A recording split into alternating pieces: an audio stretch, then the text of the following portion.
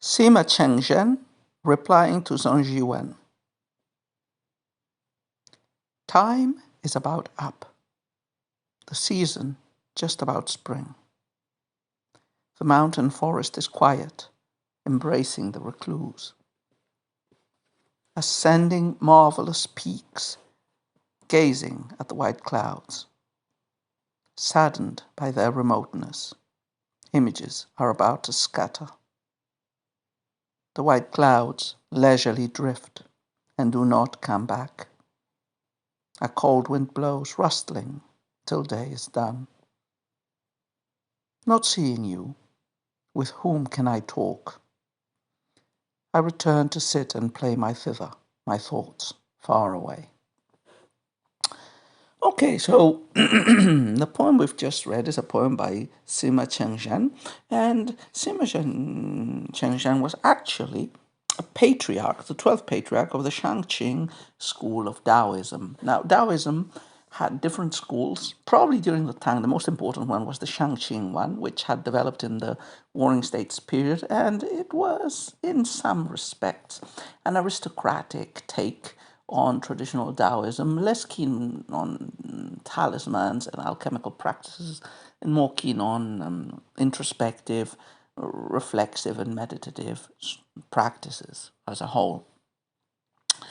Now, we've talked a lot about the importance of Taoism in the Tang dynasty. Both Taoism and Buddhism were heavily state-sponsored, but the Tang had a predilection for Taoism, among other reasons, because allegedly the founder of the imperial Li clan was presumed to be the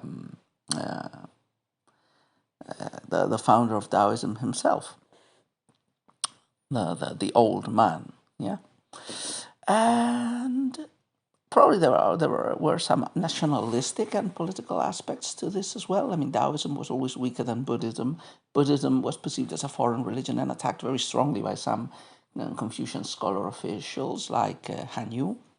And in the 840s, the Tang government even started a persecution against Buddhism that broke its back.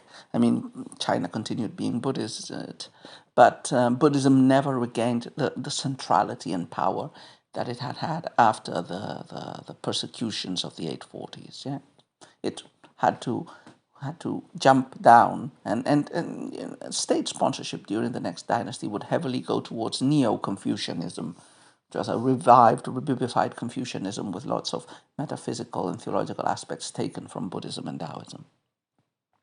But anyway, I'm off the mark with going back to Sima Chenzhen. As we said, very important figure of the Shangqing school of Taoism, its patriarch. He lived in the late 7th, early 8th, first half of the 8th century. So he was at the courts of Wu Zetian and of Emperor Xuanzong.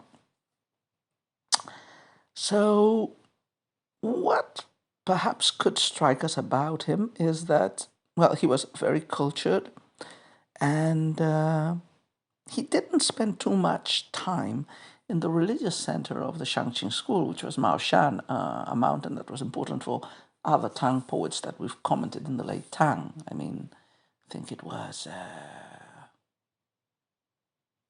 Piri Shu and his colleague who participated in this Maoshan life in late Tang times.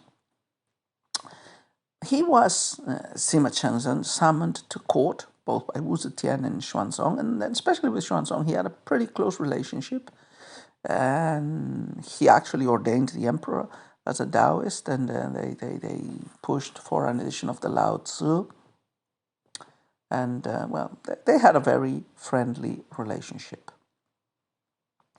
So, Sima Chenzhen's production is, as would be expected, mostly Taoistic texts, so meditation, manuals, and stuff like this, treatises, whatever. But he was also a poet. There are some poems of his that have been preserved. He received a lot of poets from scholar officials, not only from the emperor, but there are poems dedicated to him by Song Zhiwen, Li Jiao, Zhang Juling. We know he had contact with other poets. Like Li Bai probably wrote a poem based on him. Chengzhen also wrote of an encounter with him. So, he was not only a Shangqing patriarch, he was also, or a hermit, he also was a hobnobber of poets and princes. Which, you could say this is a bit paradoxical, because at its core, Daoism, when you contrast it with Confucianism, is characterized by its apparent reject of worldly endeavors and worldly success, of reason and logic, of social climbing and becoming powerful in the world. There's practically all schools of Daoism generally favor a retirement of the world, a hermit life, in which you connect with nature and with your true self. And with that, you can manage to achieve not only a better knowing and a better following of a Dao, which is irrational, illogical, and in some aspects inhuman, but also you can nurture your energy and maybe live longer or even forever. So Taoism as such is not really like a philosophy that would match with a courtier who is at the court, but anyway, there is an overlap of these different social roles that is very well exemplified in Sima Chenzhen. The poem we've read of his today is a poem that is not overtly Taoistic. I mean, if I hadn't told you who Sima Chenzhen was and you heard this poem, you could say, yeah, well, this is the typical poem on separation and on living in the mountains that you would expect from any scholar official, as a fiction of living in the mountains, or as a real poem composed by a retired scholar official for a friend. So the topics of the poem are friendship, sadness at separation. I mean, the poem is a reply to Song Zhiwen, and one of its main ideas is the implicit sadness Sima Chenzhen, or how his poetic persona, feels at being separated from a friend. There's also the nature element, the descriptive of these areas in the mountains, and therefore of the hermit life, which the poetic persona who is reciting this poem is supposed to be. But as I said, it's a nice poem, heptasyllabic. I'm not sure if it's a regulated poem, but it looks like it. Heptasyllabic, Lucy, probably. And as I said, this is what we would expect, the typical scholar official poem. So let's take a look at it, couplet by couplet. First couplet.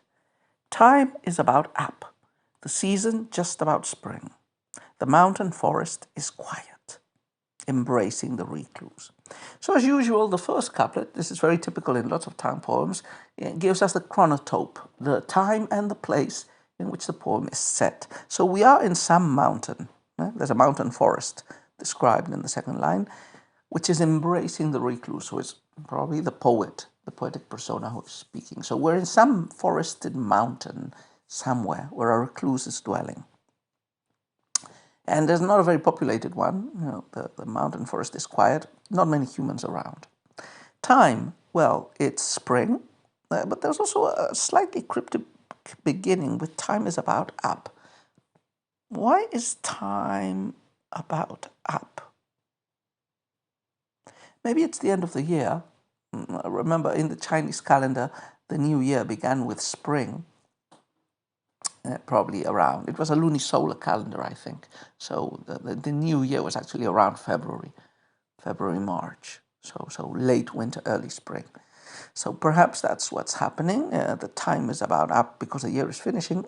Perhaps the time is about up could refer to the age of the poetic persona. Yeah, maybe it's referring to the end of a person's life or close to it.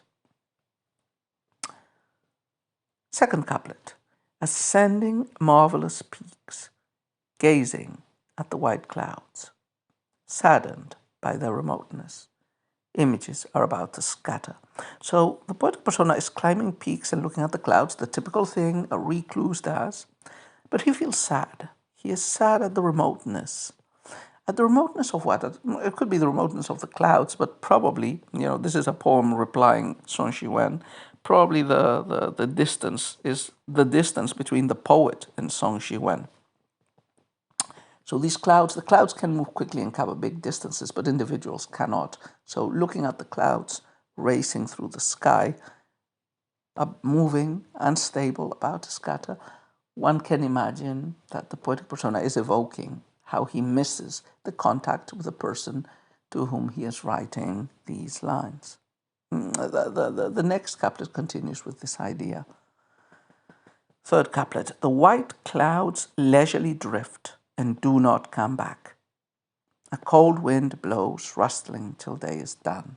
So we might have met once, but our meeting was impermanent, like the clouds just floating and converging in a specific moment and then separating and floating away, being pushed by a cold wind. Yeah. Drifting clouds do not come back. Drifting clouds are commonly used in Tang poetry as symbols for hermits and sages who are detached from the world and roam from here to there, who have cut their attachments to the material world, their families, the court, and who live, this nomadic life in hermitages and in mountains. And finally, the last couplet. The last couplet very commonly summarizes a poem, but it also sometimes contains a direct imprecation, which is the case here. Not seeing you, with whom can I talk? I return to sit and play my thither, my thoughts far away.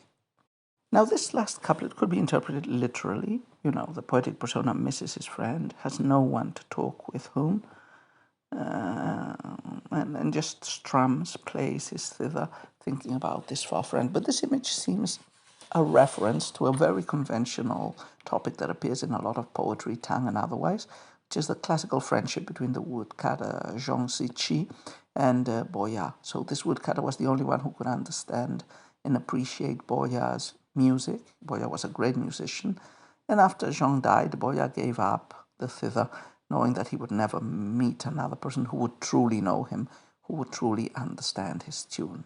So Sima Chenzhen is playing with this conceit of, you are the only one that really knows me. And as I said, this is a very, very common conceit in the Chinese cultural tradition and in the poetry. Some have tried to interpret this last couplet, my thoughts far away, as referring to meditative practices, but it's not really necessary. And again, I insist, this is a pretty nice poem, but one in which any explicit or even implicit reference to Daoism is pretty much absent.